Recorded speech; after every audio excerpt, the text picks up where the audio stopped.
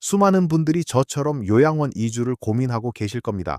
혹시 여러분도 요양원 생활을 이상적인 노년의 안식처로 꿈꾸고 계신가요? 저는 올해 86세입니다. 그리고 솔직히 말씀드리자면 요양원으로 이사를 온 것을 깊이 후회하고 있습니다. 많은 어르신들이 저처럼 황홀히에 편안하고 안전한 보금자리를 찾으려 하지만 막상 현실은 꿈과는 너무나 다를 때가 많습니다.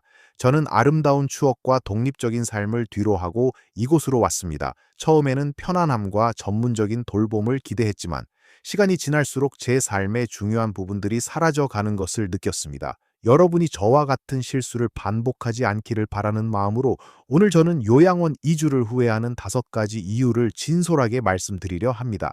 이 이야기들이 여러분의 중요한 결정에 실질적인 도움이 되기를 바랍니다. 그러니 부디 이 영상 끝까지 시청해 주세요. 아마 깜짝 놀랄 만한 이야기들이 여러분을 기다리고 있을 테니까요. 제가 요양원에 와서 가장 먼저 그리고 가장 크게 후회했던 것은 바로 자유와 독립성의 상실이었습니다. 여러분 생각해 보세요. 평생 내 뜻대로 살아왔던 삶이 어느 날 갑자기 정해진 틀 안에 갇히는 기분이 어떤지 말입니다. 이곳에서는 아침에 눈을 뜨는 시간부터 아침 식사 메뉴, 심지어 식사를 하는 시간까지 모든 것이 정해져 있습니다. 제가 좋아하는 시간에 따뜻한 차 한 잔을 마시고 싶어도, 마당을 천천히 산책하고 싶어도 그 모든 것이 정해진 일정 안에서만 가능합니다. 예전에는 해가 뜨면 제가 원하는 시간에 일어나 따뜻한 물로 샤워를 하고 제가 좋아하는 음악을 들으며 간단하게 아침 식사를 준비하는 것을 즐겼습니다.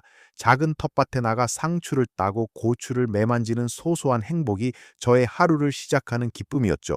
하지만 이곳에서는 아침 6시 30분이면 어김없이 방송이 나오고 식사 시간은 9시 30분으로 칼같이 정해져 있습니다. 제가 오늘 점심으로 비빔밥이 아닌 제가 직접 담근 김치로 만든 얼큰한 김치찌개를 먹고 싶다고 한들 그것은 제 선택이 아니죠. 이 사소한 것들 하나하나가 쌓여 제 일상은 더 이상 제 것이 아니게 느껴집니다. 마치 어렸을 때 부모님의 손에 이끌려 모든 것을 결정당하는 기분이 들 때도 있습니다. 스스로 무언가를 선택하고 결정할 기회가 사라진다는 것은 생각보다 훨씬 더 큰 상실감으로 다가왔습니다. 집에 있을 때는 작은 일이라도 직접 처리하며 삶의 주도권을 쥐고 있었습니다. 은행 업무를 보러 가거나 동네 시장에서 싱싱한 식재료를 직접 고르거나 작은 화초들을 돌보며 교감하거나 심지어 고장난 수도꼭지를 수리할 사람을 직접 찾아 부르는 것까지 그 모든 과정이 저에게는 살아있다는 증거이자 소중한 자부심이었습니다. 몸은 조금 힘들었지만 그 과정을 통해 저는 매일 새로운 활력을 얻고 삶의 보람을 느꼈습니다. 하지만 요양원에서는 모든 것이 준비되고 모든 것이 관리됩니다. 처음에는 너무나 편안하다고 생각했습니다. 더 이상 신경 쓸 일이 없으니 얼마나 좋아요. 자식들도 저를 돌보느라 힘들지 않아도 되고요. 하지만 그 편안함은 얼마 지나지 않아 저를 무기력하게 만들었습니다. 더 이상 제가 직접 해야 할 일이 없으니 제 두뇌는 예전처럼 활발하게 움직일 필요가 없어졌고 몸 또한 움직일 기회가 눈에 띄게 줄어들었습니다. 작은 문제 하나 해결할 필요 없이 모든 것이 통제된 환경 속에서 저는 점차 삶의 의미를 잃어가는 것 같았습니다. 마치 잘 포장된 감옥에 갇힌 기분이랄까요? 물론 요양원의 규칙들은 어르신들의 안전과 편의를 위한 것이라는 것을 압니다. 하지만 그 속에서 저의 개성과 독립성은 점차 사라져갔습니다. 좋아하는 시간에 산책을 나가지 못하고 밤늦게까지 읽고 싶은 책을 보지 못하며 심지어 제가 보고 싶은 텔레비전 프로그램조차 다른 분들과 타협해야 할 때가 많습니다. 제가 평생을 지켜왔던 작은 취미와 습관들이 이곳의 규칙이라는 이름 아래 하나둘씩 사라져가는 것을 보며 저는 매일 안타까움을 느낍니다. 누군가에게는 사소한 일일지 모르지만 저에게는 그것들이 바로 나를 이루는 중요한 부분들이었습니다. 특히 제가 가장 그리워하는 것은 제 부엌이었습니다. 손맛으로 유명했던 저였기에 직접 장을 보고 제 손으로 음식을 만들어 사랑하는 가족과 이웃에게 대접하는 것이 가장 큰 행복 중 하나였습니다. 지금은 그저 차려주는 대로 먹을 뿐입니다. 이처럼 내 삶의 작은 주도권마저 빼앗긴다는 것은 정말이지 견디기 힘든 고통이었습니다. 이렇게 저의 일상이 통제되는 것만큼이나 저를 힘들게 했던 것은 바로 개인적인 공간과 사생활의 부재였습니다. 개인적인 공간과 사생활이 없다는 것은 단순히 혼자 있을 방이 없다는 의미를 넘어섭니다. 이곳에서는 보통 두세 명이 한 방을 쓰는데 침대와 작은 서랍장 하나가 전부인 공간에서 모든 것을 공유해야 합니다. 언제나 다른 사람의 숨소리가 들리고 누군가에게는 제가 내는 작은 소리조차 방해가 될 수 있다는 생각에 항상 조심하게 됩니다. 화장실도 마찬가지입니다. 언제든 다른 어르신이나 돌봄 직원들이 들어올 수 있는 구조여서 혼자만의 시간을 가질 수 있는 곳이 거의 없습니다. 저는 평생을 혼자만의 시간을 소중히 여기며 살아왔습니다. 조용한 방에서 책을 읽거나 옛 사진첩을 들여다보거나 아니면 그저 창밖을 멍하니 바라보는 것이 저에게는 큰 위안이었습니다. 하지만 이곳에서는 그런 시간이 허락되지 않습니다. 항상 누군가의 시선 안에 있다는 것은 생각보다 큰 스트레스입니다. 밤늦게 잠이 오지 않아 뒤척이거나 새벽에 화장실에 가고 싶어도 옆방에 혹시 방해가 될까봐 망설이게 됩니다. 제 옷을 갈아입거나 개인적인 용품을 정리할 때조차 완벽한 사생활 보장은 기대하기 어렵습니다. 저에게 남아있던 아주 작은 개인적인 영역마저도 이곳에서는 허용되지 않는다는 느낌을 받았습니다. 마음 편히 울거나 웃을 공간조차 없다는 것은 정말이지 사람을 외롭게 만듭니다. 이처럼 개인적인 공간과 사생활의 부재는 저의 마음을 점점 더 위축시켰습니다. 그리고 이어진 세 번째 후회는 바로 의미 있는 사회적 교류의 제한이었습니다. 요양원에는 분명 많은 사람이 있습니다. 하지만 그들이 모두 저와 깊은 관계를 맺을 수 있는 친구들이나 가족은 아닙니다. 물론 이곳에서도 함께 식사하고 프로그램에 참여하며 다른 어르신들과 교류를 합니다. 하지만 대화는 주로 날씨 이야기나 식사 메뉴 같은 피상적인 수준에 머무는 경우가 많습니다. 어떤 분들은 치매나 다른 질환으로 인해 의사소통이 원활하지 않기도 합니다.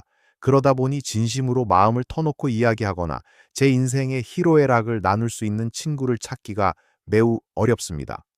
집에 있을 때는 동네 친구들과 삼삼오오 모여 막걸리 한 잔을 기울이거나 김장철에는 함께 모여 김치를 담그며 정을 나누었습니다.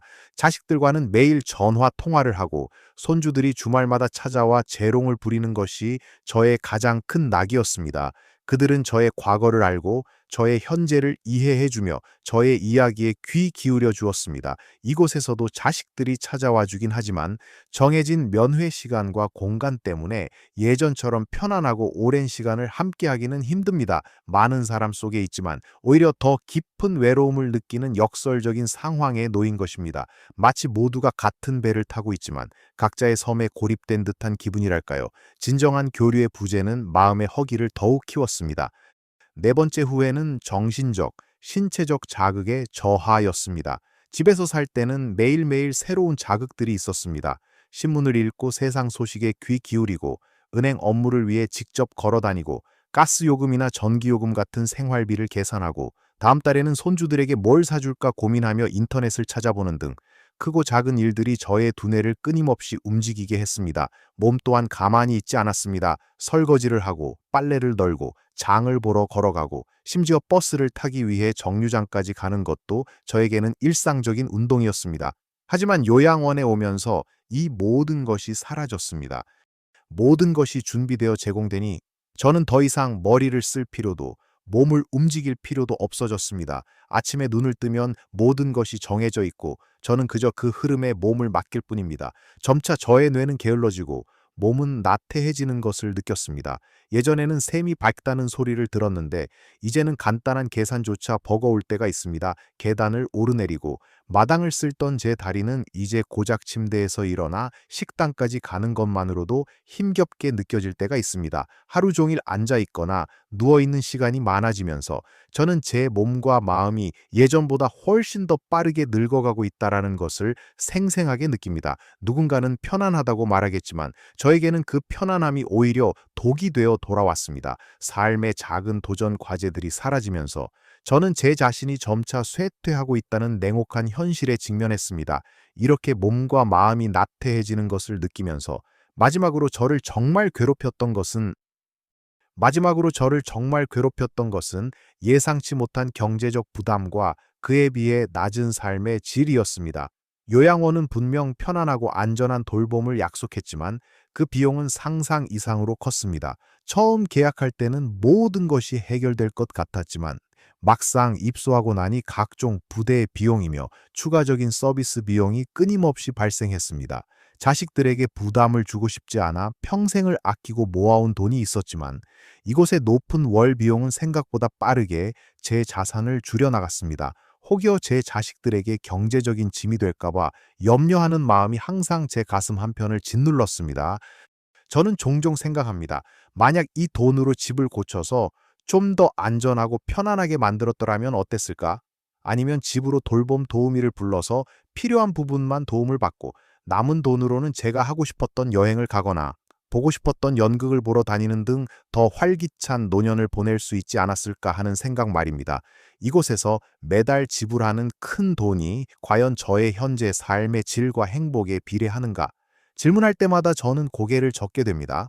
분명 돈이 없어서 힘든 것은 아니지만 제가 지불하는 비용만큼의 가치를 얻고 있는가에 대한 회의감이 너무나 큽니다. 값비싼 호텔에 머물고 있지만 정작 제 마음은 전혀 편안하지 않은 아이러니한 상황이죠. 사랑하는 자식들이 저를 위해 최선을 다해 이곳을 선택해 주었다는 것을 압니다. 그들의 노고와 희생에 감사하지만 동시에 제가 그들에게 너무 큰 짐을 지운 것은 아닌가 하는 죄책감이 들 때도 있습니다. 결국 요양원이라는 선택이 저에게는 금전적인 부담과 더불어 정신적인 부담까지 안겨주었습니다.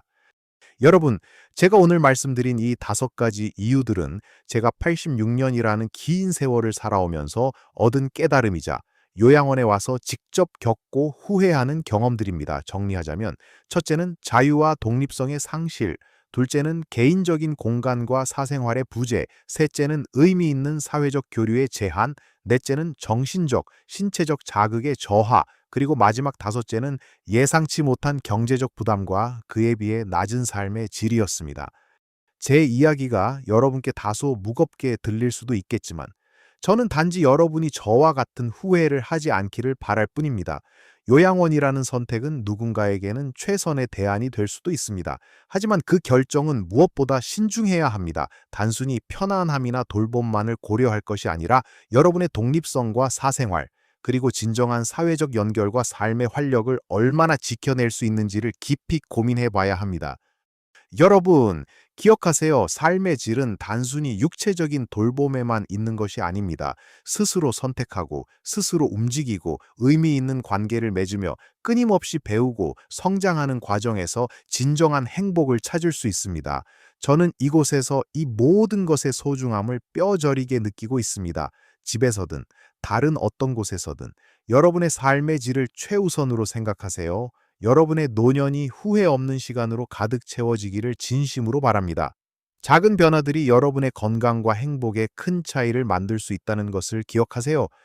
이 영상이 여러분의 중요한 결정에 도움이 되셨다면 아래 댓글로 여러분의 생각이나 경험을 자유롭게 나눠주세요. 여러분의 이야기가 또 다른 누군가에게 큰 힘이 될 수 있습니다. 그리고 이 영상이 유익하다고 생각하셨다면 좋아요를 꾹 눌러주시고 앞으로도 더 많은 건강하고 행복한 노년 생활을 위한 유익한 콘텐츠를 위해 채널 구독도 잊지 마세요. 여러분 모두 매 순간 최고의 삶을 누리시길 진심으로 바랍니다.